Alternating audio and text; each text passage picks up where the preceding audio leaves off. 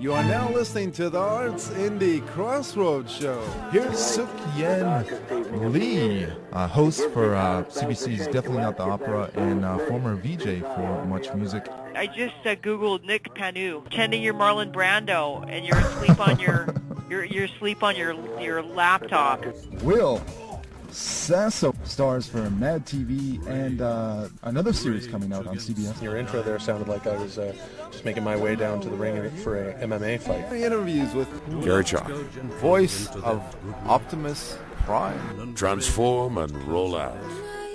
You know, culture and art and expression are fundamental to that essence of life. Martin Garrow, Stargate Atlantis. Nick, and if you personally keep supporting the film like you have, then it'll all go great. So thanks again. People in film, theater, music, the arts.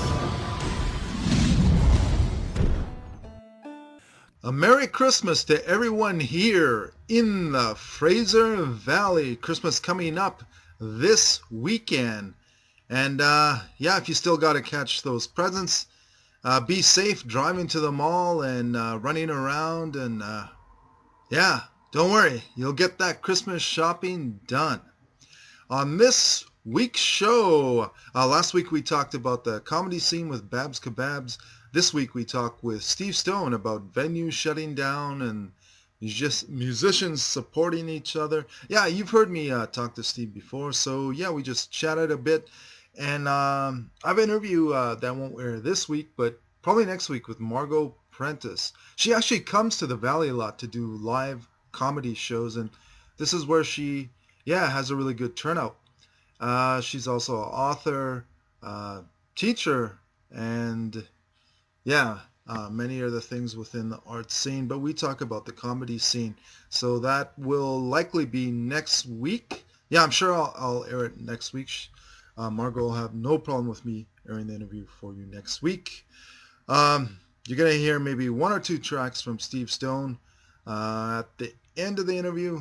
But why don't we kick things off right now? This is Steve Stone talking about venues shutting down and the local scene.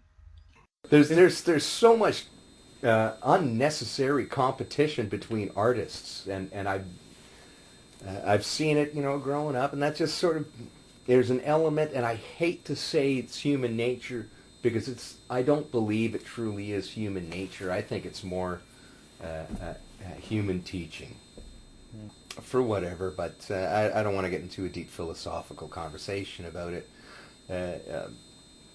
I think I've brought this up in other interviews too. There needs to be a lot less competition, a lot more respect and support for each other as artists. And if you're in it for the bucks, you can bleep that. Yeah, it's more work for me. But I'll bleep it out. Yeah, we're going to talk about your gig coming up at King's Gate. The Kingswood Pub out in Richmond. Yeah, I was actually talking about the comedy scene with Babs Kebabs the week before. Actually, we had a two-part interview. I aired twice here on Civil. But it's with all these venues shutting down, especially in Vancouver, and it hasn't really been identified where's the spot to go. Is it Surrey? Is it Maple Ridge? But there's like a venue here, a venue there. They're all spread out. And in the Valley, artists really need to work together. So what catalyst, what needs to be there? Like in Victoria, all the musicians, they work together. They come to gigs. They support each other. We need something like that in Vancouver. Cool. There's an element of that, and if I was more in a position to go out and see a lot of these unbelievably fantastic artists perform, I would. I've got my plate full in my own personal life at the moment. That kind of prevents me from participating in some of these. But one trend I have noticed that seems a very positive one is some groups coming together and putting on their own shows, renting a hall, like the Wise Hall, for instance, or the Anza, that sort of thing, and putting shows on, promoting them as though you would, any other concert or something like that on a lower scale level. The trend I've seen with the clubs, which happened way back in in the 90s, all of a sudden, was the clubs no longer promoted their live entertainment. They said, no, we're going to, you got to promote your own shows. How many people can you bring here? Blah, blah, blah, blah. And it's like, well, wait a minute. Aren't you a club? Don't you draw? Well, we don't have to have live entertainment. And you know what? You ended up with a whole bunch of really crotchety running the effing music scene, essentially, or I don't want to say running the scene because that's giving them way too much power, but they most definitely corrupted the scene, and it was a shame. And I'm glad to see a few little things kind of coming up, but. With I think I mentioned this before, with the amount of talent that's in this city, there should be a more vibrant music scene, and that's just not something I see. No vibrancy with the diversity of music. It's either punk, thrash, death metal, hip-hop, dance music, hypnotic, electronica, and you have a few places that have the acoustic nights, and I'm participating in that from time to time. But it's so, although what I've said, it's somewhat diversified, although as a classification it's essentially the same. With minor diversifications within the classification of genre. But I don't know. I'm not an expert on that. I just know what I see and what I've experienced. And man, things got to change. And I'm just doing what I'm doing to do my own part. Yeah, listeners, we were speaking to Steve Stone. Been in a couple of bands. I've been a few. Cosmic Heroes, and you might have heard of them. There's a lot of press on the Cosmic Heroes. For a couple of weeks way back when. Make Believe. I made Make Believe, I don't know about famous, but maybe infamous. Yeah, and scores in TV and film. Yeah. So we have this opportunity to talk to Steve. We're going to talk about his upcoming show in Richmond. Yeah, started off with you talking about the scene. Yeah, so the thing is that a lot of the people running the venues, they just care about money. I heard they're not even hiring actual bookers. It's the people who are looking at the managers who are looking at how to what day should be wing night, and they're actually looking at the bands to bring in, and then to cut costs, they just want to hire a DJ, so it's one payoff instead of paying a full band. Forget about a ska band. They don't want to play that many people. That's more than 4. A ska band is usually more than 4 players. But your take on what do you say to the people who run these venues? They're thinking about the bare bones, the dollar. Why do we need what's the benefit of having live music? People able to go to a venue and see live music. Wow. Why do we need it? When it comes to live music, there's a benefit just for that sake. That's kind of an odd question. When it comes to the business owners and that sort of thing, that's all dependent on the individual. For a long time, when I've done the cover circuit for a long time as well, played a lot of the big cabarets back then while we were still recording and whatever, but that was kind of a day job of sorts. It would be at night. That was it was a good paying gig for a long time, for quite a while. Doing cover doing cover songs. Well, I don't want to get right into the whole thing because I don't want you to give away your business, but I've always heard that doing cover songs versus original music, the band, there's a bigger payoff. Well, I don't know about that either. It depends on what your version of a big payoff is. Oh, okay. Could be monetary, it could be spiritual or artistic or whatever. So that's once again just kind of up to the individual. But One thing I do know is that when you're playing in a bar, you're there to sell the freaking booze, right? And some of the bar owners, they expect you to be professional, which I always am, and most of us are, because we wouldn't be working if that weren't the case. But there seems to be an element where I don't know that I want to go into too much detail. That kind of does wind me up a little bit. It's a business model that is unnecessary, and it's unnecessarily being perpetuated right now. And this is more of an art show, man. The business is the business, and if you just want to play the bars, that's all you're going to end up doing. All right, so I do that very rarely now, unless I need the money, and the money's got to be half decent. So I'm being treated very well by this pub I'm playing on December 16th, and a pub whose management and staff and patrons appreciate live music in its forms. The singer-songwriter, they're there to have a good time, hear some good music, hear some original music, and or just drink. And it's in Richmond. That's in Richmond. That's the Kingswood Pub. It's on Number 5 Road and King Road. Just Google Kingswood Pub and you'll find the address there, but it's very easy to find. Number 5 and King Road. There's a little strip mall and everything there.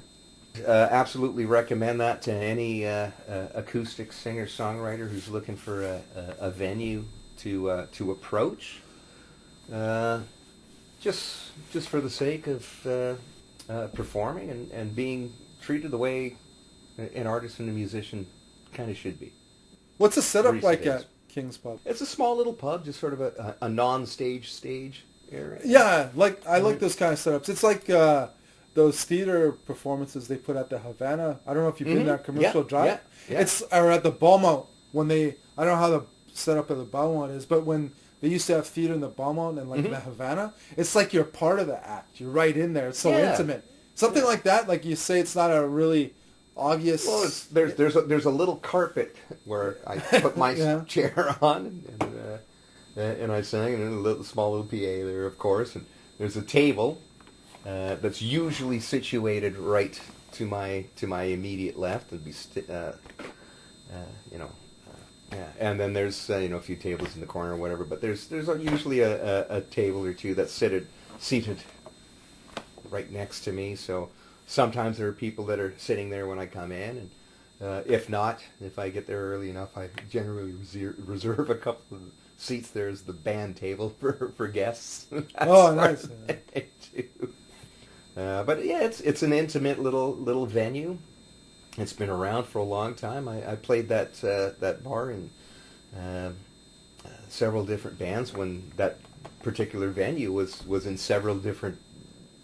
Well, not several. It was in another incarnation altogether. It was actually a little bit larger, but a fire happened there a few years ago, I believe, and where the sort of the big open room area used to be.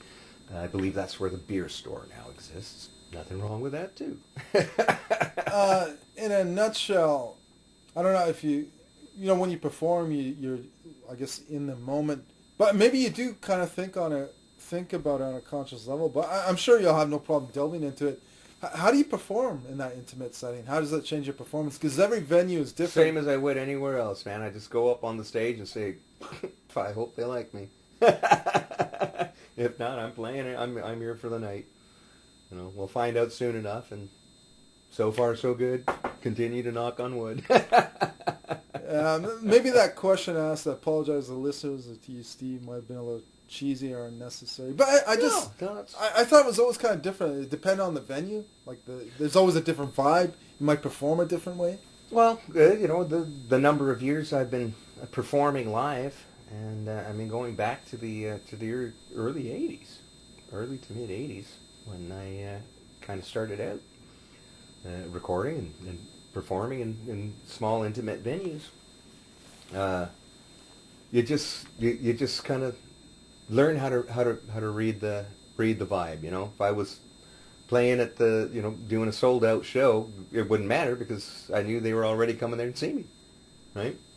So it's a matter of connecting with your audience and being able to connect with your music in a way that it also connects with the audience.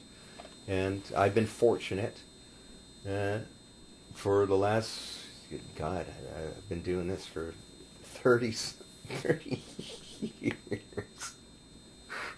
More, but since you were 5 years old, I started playing in a band in the bars way back in the 80s. And I was playing in some coffee houses before then, up and down Granville Street, when that was a whole another scene in the early 80s too. So yeah, it's just a matter of, you know, and it's.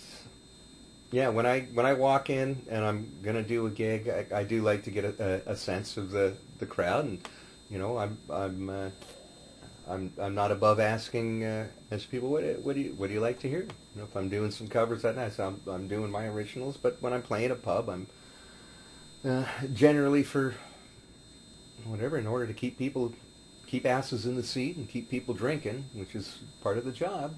Keep people drinking. Yeah, you gotta be entertaining.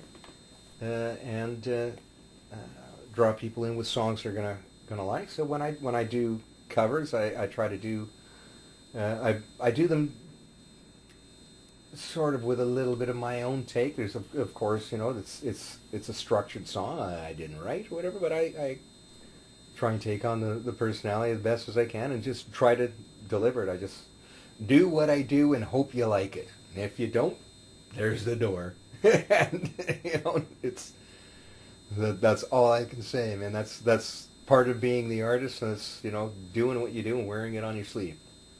But Steve, I don't know. I was gonna grab the Kleenex. I'm not saying you need it. I might need it for myself. No, you're obviously the kind of person that doesn't like to dwell on things, but aren't there those moments? Very kind. Aren't there those moments where? Like, I just heard the media club shut down. And the railway was... Man, that goes back to the 50s in Vancouver. So many cats became famous, played there. You played there many times. And media club, man, shut down. Media, Cruel Uneffect shut down. And then Richards on Richards was 2008, I think it shut down. Or 2009? It was open in 2008. Because I remember I did a review for the Discorder for Ben Sinister. Mm-hmm. That was my only time there. It was awesome venue. They had the upstairs balcony. Yeah, Richards on Richards. Well, does it get you down sometimes when you think of all these places shut down? No, it's a big world, man. You're a bigger man than me, because I don't know about that. I'm getting all emotional. You know, I love Vancouver, and I always end up coming back here. I happen to have to come back. The whole business model that's of bars and everything now, I don't know that it was much different back then. However, it's so much more obviously clinical now as opposed to back then. I mean, still experience the bar managers and that sort of thing. That's just part of life and going to work. And when you're you're doing what you do as an artist, essentially, I mean, you're self-employed. And you're subcontracting your soul to these people, and no, I just said that now, man. That's right off the top of my head. That's none of my concern. Sorry, I'm going off on a rant here. I don't like to talk negativity because I do want to support artists, and I want artists, no matter what your level is or what anybody says to you, including me. As far as being in a bad mood and lipping off to you, don't give up. Follow your heart, and if you believe that is what you want to do, then do it. I'm sorry, but you're going to have to be bleeping half this interview. More than half. Don't worry about it. It's not up to me to decide who deserves it. Yeah. Right? If nobody's buying my records, they're not interested, or maybe there's a lack of promotion, or there's whatever. It's it's not connecting for some reason, but you know, and you know, I'm not going to mention any names, but there are definitely some people that are currently on the on the American top 100 that are like, I wouldn't be able to. I could hear the song and I wouldn't be able to hum it to you afterwards, man. You know. Yeah, like back in the day, there were the Cats, Janis Joplin, Hendrix, Grace 60s, Slick, 60s, and 70s. The best kind of music. But I don't know. Maybe they started to get off the powers to be, who pull our strings like puppets and control. They didn't like us thinking too much. That music made us think and question things too much. Well, there's an element too that I don't. Then they wanted the disco. You're not too far off the bat, and actually, in hindsight, I wasn't a big fan of disco back then, and I'm still really not. YouTube's bringing it back. Well, no, I'm just joking. That's all right. What they call disco now, or pass for disco, you know what? Back then, if you take the time to actually listen to it, that's all done live, man. Every freaking note was played by an actual human being on an actual instrument. All right? That is what is most impressive about it now. All right? And, you know, I don't want to run anybody down, so that's why I'm not going to mention Kardashian's husband, Kanye West. I'm not going to mention his I don't even know these cats. We're fans. I'm sorry, but I don't know the person as a human being, the way he kind of expresses himself in a public way as an overgrown child and a bully, and with little respect for anyone else around him. It's a shame that there is a certain amount of suckiness to the industry, a little bit more now in one element, but a little bit something else. I'm going a little bit off track here. But some good news though. I could share with you some friends of mine in a band called Head. Yeah. I've recently learned they're from Vancouver. They're comprised of let me see if I can remember everybody in the band. I know Cheryl Jardine and her husband Mark Gladstone on keyboard. She's the singer. Mark also plays with Prism, and Rod Nolan, who used to play with the Empty Vessels. And, several bands. Just a brilliant guitar player as well. Their latest album, I think it's the album or maybe one of the singles. I happened to come across it recently, but I was only able to glance at it for a few moments before I had to move on to other business. They're recently nominated for a Juno. So. Oh, awesome. I guess it's still in the voting process right now, and I hope that they, fingers crossed, if I was a KRS member still, I would absolutely probably throw a vote their way, you know. Is it okay if I close the window? I don't know, it's okay. Sir?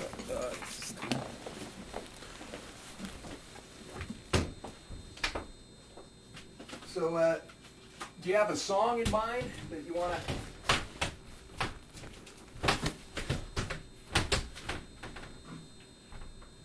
Do you have the version of Drive? Huh? Do you have a version of Drive? It's an early mix version. There's no guitar solo. It's bare bones. It's just guitar and bass and vocal. I took 2 or 3 songs on that. Okay, if you have Drive, give that a play. It's a 6-minute song. It's longer than your average radio play song. It's kind of epic, but you know, I wrote that. It's all pretty much a true story, man. I originally started writing that for my wife to sing in another key, and as I continued writing and I fell in love with it so much, I changed the key for myself, and I still promised her that I'd do a version for her. The lovely Dawn Stone. She has a new song. She just put out a children's book. Yeah, children's book. The title eludes me right now. Forgive me. So. If you look up, if you go to her fan page, Dawn Stone, you should be able to find it, or go to Steve Stone Entertainment, and I'll do a posting on there too. You can follow some links. She has she's number 6 on her.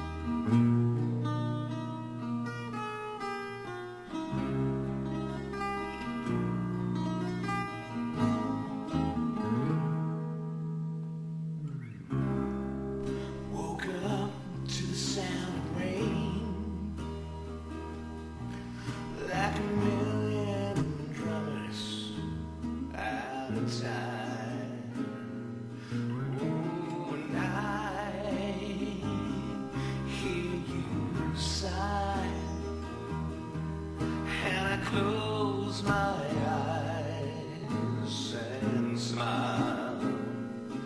Ooh, I'm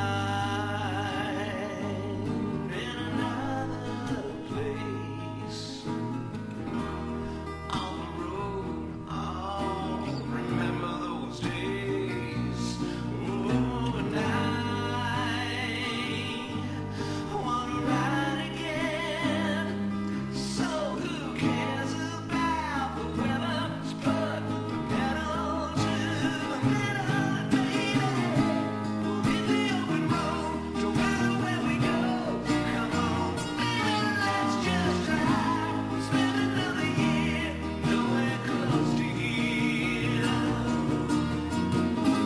Sleep beneath the stars, no matter where we are. Come on, baby, let's just drive another 100 miles before we sleep tonight.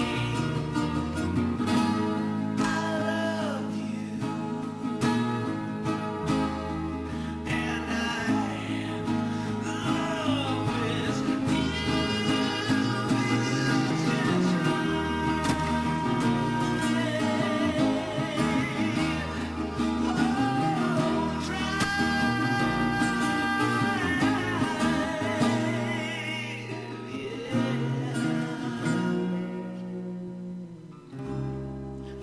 There was time that we lost, so maybe we're not there anymore.